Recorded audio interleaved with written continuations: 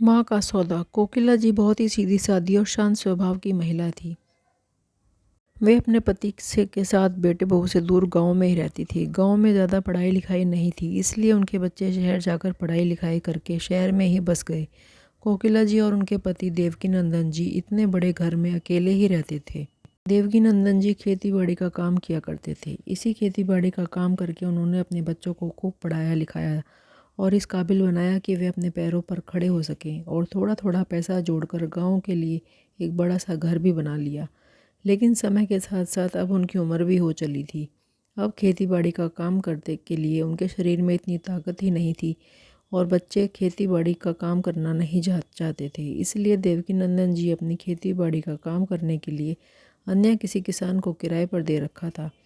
हर महीने किराए के पैसे आ जाने से उनके किसी प्रकार की समस्या नहीं होती थी। वे अपना और अपनी पत्नी का ध्यान अच्छी तरह से रख पाते थे। दोनों पति पत्नी खुशी खुशी एक दूसरे के साथ अपना जीवन व्यतीत कर रहे थे। कुछ दिनों के बाद आई दिवाली। कोकिला जी देवकीनंदन जी से कहा, सुनिए जी, कल दिवाली है और गांव के सभी लोग नए नए कपड़े पहनेंगे, और हम हैं जो आज भी पुराने कपड़े पहनकर ही पूजा करेंगे। देवकीनंदन जी ने लंबी सी सांस ली और कहा, अरे भाग्यवान, कैसी बात करती हो। अरे जब सब गांव वाले नए कपड़े पहनेंगे तो हम क्यों पुराने पहनेंगे। देवकीनंदन जी ने पत्नी की इच्छा पूरी करने के लिए गांव के पास ही एक बाजार में कपड़े लेने के लिए चले गए। बाजार से वह कोकिला जी के लिए एक रेड कलर की साड़ी लेकर आए और अपने लिए एक वाइट कलर का कुर्ता पैजामा, जिसे देखकर कोकिला जी बहुत ही खुश हो गई। साड़ी देखकर उनकी खुशी का ठिकाना नहीं था। ऐसा लग रहा था मानो उन्हें साड़ी नहीं, कोई सोने का गहना मिल गया हो। उनका जीवन बहुत ही अच्छे से चल रहा था। पता नहीं उन दिनों उन्हें दोनों को किसकी नज़र लग गई। कुछ दिनों बाद गांव में एक महामारी फैल गई। उसे महामारी के चलते देवकीनंदन जी कोकिला जी के साथ छोड़कर हमेशा के लिए इस संसार से चले गए। कोकिला जी का तो जैसे संसार ही उजड़ गया था। आखिर उनके पति के अलावा उनका था ही कौन। कहने को तो एक बेटा सूरज ही था, जिसे अभी तक अपने आप की अंतिम क्रिया कर्म में आने की भी फुर्सत नहीं। सुबह से शाम हो गई उसका इंतज़ार करते करते। फिर जैसे ही देवकीनंदन जी को अंतिम संस्कार के लिए शमशान ले गए, तभी वह दौड़ता हुआ आया, और वहाँ पहुँचते ही उसने अपने पिता की अंतिम विदाई दी। अभी 2-3 दिन ही हुए थे कि सूरज आकर बोला, माँ, ऑफिस में बहुत ज़रूरी काम है। बड़ी मुश्किल से झूठ बोलकर पापा के अंतिम संस्कार के लिए आया था। अब तो जाना ही होगा। वह तो हो गया, लेकिन माँ, काम भी ज़रूरी है। कोकिला जी एकदम चुपचाप बैठी रही। न तो उन्होंने सूरज को जाने के लिए कहा, ना ही रुकने के लिए कहा। देवकीनंदन जी के जाने के बाद से वह पत्थर समान हो गई थी। शरीर तो था, पर आत्मा जैसे देवकीनंदन जी के साथ ही चली गई। उन्हें अपनी ना तो कोई सुध थी, ना ही गांव वालों ने कहा, बेटा, अपने पिता की तेरहवीं किए बिना तुम यहाँ से नहीं जा सकते। गांव वालों के जोर देने पर सूरज रुक गया और अपने पिता की तेरहवीं के बाद वहाँ से निकलने लगा। तभी गांव के मुखिया आ गए। उन्होंने सूरज से कहा, बेटा, अब तुम्हारी माँ को तुम्हारे अलावा यहाँ पर कोई नहीं है। तुम उन्हें छोड़कर इस हालत में कैसे जा सकते हो। अगर तुम्हें जाना ही है तो अपनी माँ को अपने साथ क्यों नहीं ले जाते। अकेले अपना जीवन कैसे बिताएगी तुम्हारी माँ। अब तुम्हारे बाबूजी के जाने के बाद तुम्हें ही अपनी माँ को संभालना होगा। वहाँ पर कम से कम तुम, बहू और बच्चों के सहारे अपना बुढ़ापा काट लेगी। यहाँ तो अकेले पड़े पड़े घुट घुट कर ही मर जाएगी। बेटा, तुम्हारी माँ को इस समय तुम्हारी बहुत ही ज़रूरत है। सूरज कुछ बोलने ही वाला था, तभी गांव के सरपंच ने कहा, बेटा, अगर तुम्हें अपनी माँ को रखने में तकलीफ़ है तो फिर हम गांव वाले इन्हें संभाल लेंगे, लेकिन तुम्हारे पिता की ज़मीन और इस घर से तुम्हें कोई भी लेना देना नहीं होगा। सरपंच की बात सुनकर वह घबरा गया और फिर अपनी माँ को अपने साथ लेकर चल पड़ा। कोकिला जी पहले से ही बहुत ही बुरे मानसिक तनाव से गुजर रही थी, लेकिन अपने बेटे को अपनी माँ के दुख तकलीफ़ से कोई मतलब नहीं था। वह तो अपनी माँ को अपने साथ ले जाने भी नहीं चाहता था। यदि सरपंच जी ने ज़मीन जायदाद से बेदखल करने की धमकी नहीं दी होती, वह अपनी माँ के साथ कभी नहीं लेके जाता। सूरज बहुत ही मतलबी और लालची इंसान था, तो वह अपनी माँ को अपने घर में कैसे रखता। कुछ दिन तो कोकिला जी आराम से रही। फिर कुछ दिन बाद सूरज का रवैया अपनी माँ के प्रति खराब होने लगा। जब भी माँ कुछ कहती करती हमेशा उसे उल्टा जवाब देता। सूरज की पत्नी अपनी सासू माँ से कुछ नहीं कहती थी। शायद वह अपनी सासू माँ का दर्द समझ रही थी, क्योंकि उसकी माँ भी अपने पति को खोया था, यानी उसने अपने पिता को खोया था। तो पति और पिता के जाने का दर्द क्या होता है वह अच्छे से जानती थी, कि यदि किसी औरत का सुहाग गुजर जाए तो उस पर क्या बीतती है। उसकी तो दुनिया ही लुट जाती है। जो अब तक उसके जीने का सहारा था वही उसे छोड़कर चला जाए। सुधा अपने पति सूरज के स्वभाव से अच्छी तरह से परिचित थी। वह कितना लालची व्यक्ति है और पैसों के लिए वह किसी को भी बेच कर खा सकता है। इसलिए सुधा ने सूरज के सामने कुछ ज़्यादा नहीं बोलती थी। कोकिला जी को अपने बेटे के पास आए हुए 2 महीने बीत चुके थे। जब सूरज ने हिसाब किताब मिलाया तो देखा इन 2 महीनों का खर्च बहुत ज़्यादा बढ़ गया है। वह घर के सारे बिल लेकर चिल्लाता हुआ आया, सुधा सुधा, आखिर तुम पूरा दिन कमरे में एसी पंखा चलाकर पड़ी रहती हो क्या? जो बिजली का इतना लंबा चौड़ा बिल आया है और घर का राशन बिल्कुल पहले तो इतना कभी नहीं आया था। कितना खाने लगी हो तुम? अपने पति को रोड पर लाना चाहती हो क्या? अरे इस बार पूरे 5,000 रुपये का खर्चा बढ़ गया है। सुधा सूरज की कंजूसी देख देख कर परेशान हो चुकी थी। आप उससे चुप रहना मुमकिन ही समझा और बोली, तुम्हें शर्म नाम की चीज़ है या नहीं? कितने कंजूस इंसान हो तुम। गांव से माँ आई है, ऐसे में अगर 5,000 का खर्च बढ़ गया तो कौन सा बड़ा आसमान टूट पड़ा। क्या अपनी माँ पर तुम 5,000 का खर्चा भी नहीं कर सकते? अरे कैसे बेटे हो तुम। और हाँ, सारे पैसे खाने पीने और बिजली के बिल में ही खर्च हुए हैं ना? बल्कि तुम गांव गए थे, गांव से माँ को लेकर आए थे, खर्च भी इसमें ऐड है। और अभी तो माँ की दवाइयों का खर्चा इस महीने किया ही नहीं। बेचारी कब से बोल रही हैं कि अपनी दवाइयाँ लाने के लिए। तुम्हें उनकी ज़रूरत का ख्याल रखना चाहिए, आखिर तुम उनके बेटे हो।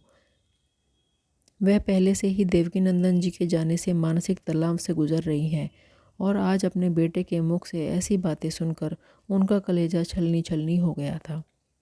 अपने बेटे की दिन रात की चिक चिक से उनकी हालत दिन पर दिन उनकी तबीयत और भी ज़्यादा ख़राब रहने लगी। अब तो सूरज दिन रात पैसों के लिए सुधा से झगड़ा करता ही रहता। अपनी बहू बेटे की लड़ाई देख देख कर कोकिला जी का हालत दिन पर दिन और भी बिगड़ती जा रही थी। सुधा अपने सास का ध्यान रखने की पूरी कोशिश करती थी, लेकिन सूरज को अपनी माँ से ज़्यादा अपने पैसों की पड़ी थी। एक दिन सूरज कोकिला जी की दवाइयाँ दिलाकर घर पहुँचा तो दवाइयों की मेज़ पर पटकते हुए गुस्से से चिल्लाने लगा, सुधा ओ सुधा, अरे कहाँ चली गई? मैं माँ के और खर्च बर्दाश्त नहीं कर सकता, इसलिए मैं माँ को छोड़ने जा रहा हूँ। सुधा कमरे से दौड़ती हुई आई और बोली, छोड़कर आ रहा हूँ, पर कहाँ और किसके पास? वह सब मुझे नहीं पता, लेकिन अब मैं और माँ को यहाँ बर्दाश्त नहीं कर सकता। अरे तुम्हें पता है माँ की दवाइयाँ कितनी महंगी आती हैं? उनकी दवाइयाँ खाने पीने का खर्च मुझसे और बर्दाश्त नहीं होता।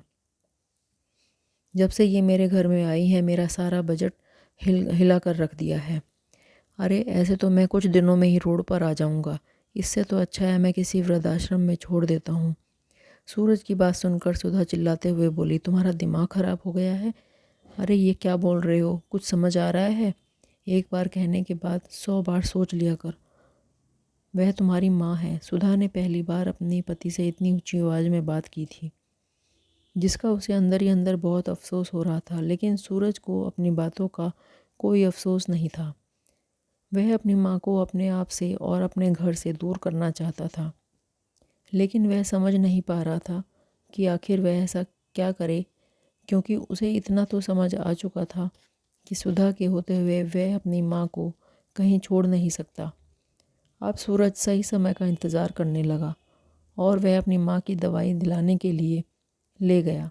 उसे दवाई की दुकान पर उसे एक आदमी मिला जो कि बहुत परेशान था। दरअसल उसकी माँ के दिल में छेद होने के कारण उनका हार्ट ट्रांसप्लांट करना पड़ रहा था, लेकिन उनको परफेक्ट डोनर नहीं मिल रहा था और उसके पास कुछ दिन का ही समय बचा था, जिसके लिए वह आदमी लाखों रुपए देने के लिए तैयार था ताकि उसकी माँ की जान बच सके।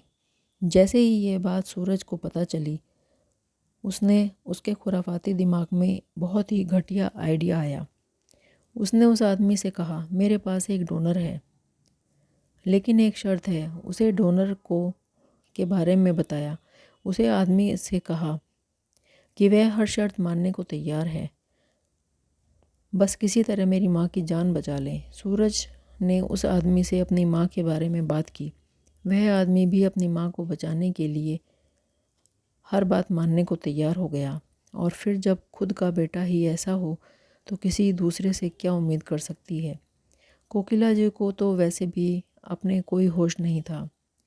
सूरज अपनी माँ को अस्पताल में ही छोड़कर चला गया और उसे आदमी को बात करके गया कि वह औरत है जो कुछ दिनों की ही मेहमान है। वैसे भी इसकी देखभाल करने वाला कोई नहीं है और कुछ ही दिनों में यह मरने वाली है। डॉक्टर जो भी चेकअप कराना चाहते हैं वह करवा लो, क्योंकि डॉक्टर ने कहा था कि हम ऐसे ही किसी का दिल निकाल कर उनके हार्ट की सर्जरी उनकी जगह नहीं दे सकते। उसके लिए कुछ चेकअप करने पड़ते हैं। जब सारी रिपोर्ट्स देख ली जाएंगी फिर ही पता चलेगा कि वह डोनर सही है या नहीं। बस इसलिए वह अपनी माँ को वहाँ छोड़कर चला गया।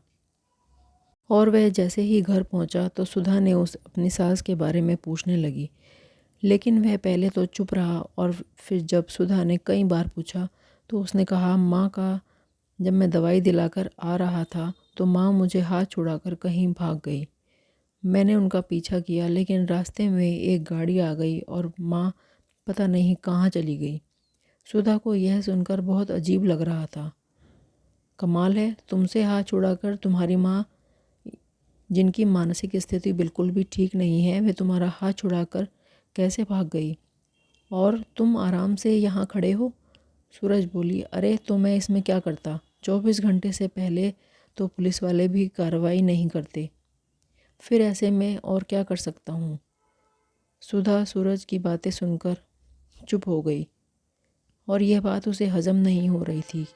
मैं 24 घंटे बीतने का इंतज़ार कर रही थी, लेकिन जैसे ही सुबह हुई, सूरज सुबह जल्दी उठकर नहाया धोया तैयार हुआ और निकल गया और अस्पताल पहुंचकर उस व्यक्ति से और डॉक्टर से बात की। जब डॉक्टर ने बताया कि कोकिला उसे अमीर व्यक्ति की माँ के लिए एक परफेक्ट डोनर है, तो सूरज की तो जैसे लॉटरी ही निकल गई। उसके आंखों में पैसों की चमक आ गई और उस अमीर व्यक्ति से बोला, देखो भाई, ये मेरी माँ है और मैं कुछ लाख के लिए अपनी माँ की जान दांव पर नहीं लगा सकता। आखिर माँ का प्यार की भी तो कोई कीमत कैसे लगा सकता है, थोड़ा तो सोचना चाहिए। तो वह आदमी बोला, 1 लाख दिए। सूरज को और भी लालच आ गया। वह बोला, बस 1 लाख मेरी माँ के दिल की कीमत। मेरी माँ के जिस दिल में मेरे लिए इतना सारा प्यार होगा, उसके लिए मैं मात्र 1 लाख रुपए में बेच दूँ। आदमी फिर बोला, 2 करोड़। सूरज को लगा कि इससे अच्छा मौका फिर नहीं मिलेगा, इसलिए वह लालचवश बोला, आप अपनी माँ के लिए बस 2 करोड़ दे सकते हैं। वह आदमी बोला, तुम खुद बताओ कि तुम्हें कितने रुपए चाहिए। तो सूरज बोल, ज़्यादा नहीं, बस 15 करोड़। इतने रुपए मुझे दे दो, फिर चाहे जो करना मेरी माँ का। दिल निकालो, चाहे आंखें निकालो, हाथ पैर चाहो जो भी निकालना निकाल लेना, बस मुझे मेरे पैसों से मतलब है। तुम मुझे मेरे पैसे दे दो, मैं यहीं छोड़ जाऊंगा। उधर जब सुधा उठी तो वह सोचने लगी कि आज सूरज इतनी सुबह सुबह कहाँ निकल गया, जबकि रोज़ तो वह वक्त से सोया रहता था। उसे कुछ गड़बड़ लगी तो वह तुरंत ही अपनी सास की फ़ोटो लेकर पुलिस स्टेशन चली गई और वहाँ जाकर उसने सारी बात बता दी। कांस्टेबल ने कहा कि 24 घंटे से पहले हम कुछ नहीं कर सकते हैं, लेकिन जैसे ही इंस्पेक्टर ने ये सारी बात सुनी तो उसने सुधा की बात की और पूछा कि कौन सी दवाई लेने और कब निकली थी। वह समय उसे इंस्पेक्टर को नोट किया और हिसाब से 24 घंटे हो चुके थे एफआईआर करने के लिए। बाद में पुलिस ने को लेकर अस्पताल के लिए निकली, जहां उसकी सास यानी कोकिला जी की दवाई आती थी। उधर सूरज सोच रहा था कि एक बार सारा पैसा मिल जाए तो यहाँ से कहीं दूर चला जाएगा और सुधा को कोई बहाना बना दूंगा। उधर कोकिला जी कल से ही नशे में थी, क्योंकि उन्हें कल से ही नशे का इंजेक्शन दिया गया था ताकि वह ज़्यादा शोर ना मचाए। और अब उन्हें ऑपरेशन थिएटर में ले जाया जा रहा था। तभी हॉस्पिटल में सुधा कुछ पुलिस वालों के साथ पहुंच गई। फिर वहां गई जहां उनकी सास की दवाई मिलती थी, लेकिन वहां कोई नहीं था और डॉक्टर भी छुट्टी पर था, तो उसने वहीं पर बैठ गई। नर्स ने डॉक्टर के बारे में पूछा तो पता चला कि डॉक्टर तो कई दिनों से छुट्टी पर है। सुधा ने अपनी सास की फ़ोटो दिखाकर पूछा तो नर्स बोली, हाँ यह कल आई थी, इनके साथ एक आदमी भी था। फिर वह कुछ देर तक रुका और दूसरे डॉक्टर से मिलने चला गया। उसके बाद मुझे नहीं पता, क्योंकि फिर मैं चली गई थी। मेरी जगह जो नर्स आई होगी शायद उसे पता होगा। सुधा ने दूसरे डॉक्टर के बारे में पूछा। उसने मिलने गई। वहाँ जाकर देखा कि डॉक्टर नहीं था। काउंटर पर पता चला कि डॉक्टर किसी की हार्ट सर्जरी करने गए हैं। सुधा तुरंत ही ऑपरेशन थिएटर की तरफ दौड़ी और उसने वहाँ पहुंचकर देखा कि बाहर एक चेयर पर एक आदमी बैठा था जो बहुत ही परेशान लग रहा था। सुधा ने जैसे ही उसे व्यक्ति को कोकिला जी की फ़ोटो दिखाई तो वह आदमी चौंक गया और ऑपरेशन रूम की तरफ देखने लगा। यह आदमी उस बीमार औरत का बेटा था जिसका आज हार्ट ट्रांसप्लांट होना था। सुधा को समझते तनिक भी देर न लगी। सुधा दौड़ी हुई गई और उसे जाकर ऑपरेशन रूम का दरवाज़ा पीटना शुरू कर दिया। सुधा के पीछे पीछे पुलिस वाले भी आ गए। अंदर जाकर जहां ऑपरेशन चल रहा था वहां जाकर देखा तो कोकिला जी का दिल निकालने की पूरी तैयारी हो चुकी थी और वह बेचारी बेहोश पड़ी हुई थी। उन्हें तो अंदाज़ा भी नहीं था कि आज उनके साथ क्या होने वाला था। तभी हाथ में बड़ा सा बैग लिए सूरज बाहर से आ रहा था, जिसके साथ मैं वह अमीर आदमी भी था। सूरज ने जैसे ही वहाँ सुधा को और पुलिस वालों को देखा वह वहाँ से भागने लगा, लेकिन पुलिस वालों ने उसे पकड़ लिया और अपने साथ ले गए। साथ ही उसे भी लेकर गए जिसने सूरज को इतने पैसे देकर दिल खरीदा था। थाने में ले जाकर इंस्पेक्टर ने सूरज की इतनी कुटाई करी कि उसने सब कुछ सच सच बता दिया। कैसे नीच इंसान हो तुम, जो पैसों के खातिर अपनी माँ का सौदा कर दिया। और सूरज के बयान से वह अमीर आदमी रहा क्योंकि सूरज ने उस आदमी से झूठ कहा था कि वह मेरी माँ मरने वाली है। उधर सुधा अपनी सास को होश में आने का इंतज़ार कर रही थी। कुछ घंटे बाद जब कोकिला जी होश में आई तो उनकी आंखों में आंसू की धारा बह जा रही थी। जैसे ही कोकिला जी को होश आया सुधा उनके गले लगाकर रोने लगी। कोकिला जी ने अभी पूरी तरह से होश में भी नहीं आई थी, लेकिन वह इतना तो समझ गई थी कि सुधा दुखी है। वह उसे चुप करती हुई बोली, बेटा चुप हो जाओ, सब कुछ ठीक हो जाएगा। सुधा जी अपने आंसू पोंछते हुए बोली, हाँ माँ अब सब ठीक हो जाएगा, और अपनी सास को लेकर वहाँ से चली गई। दोनों सास बहू सुख से घर में रहने लगी। सुधा जी अच्छी देखरेख के कारण कोकिला जी के स्वास्थ्य में धीरे धीरे फर्क आने लगा। फिर दोनों सास बहू ने मिलकर घर में टिफ़िन सर्विस देनी शुरू कर दी। उनके खाने की तारीफ दिन ब दिन फैलती गई। एक छोटे से काम को एक दिन उन्होंने एक रेस्टोरेंट में तब्दील कर दिया। दोनों सास बहू ने ज़िंदगी बहुत अच्छे से चल रही थी। उधर सूरज को 20 साल की सज़ा हो गई। अपनी सास को बचाने के लिए सुधा ने अपने पति के साथ जो किया वो सही था या गलत, कमेंट करके ज़रूर बताइए।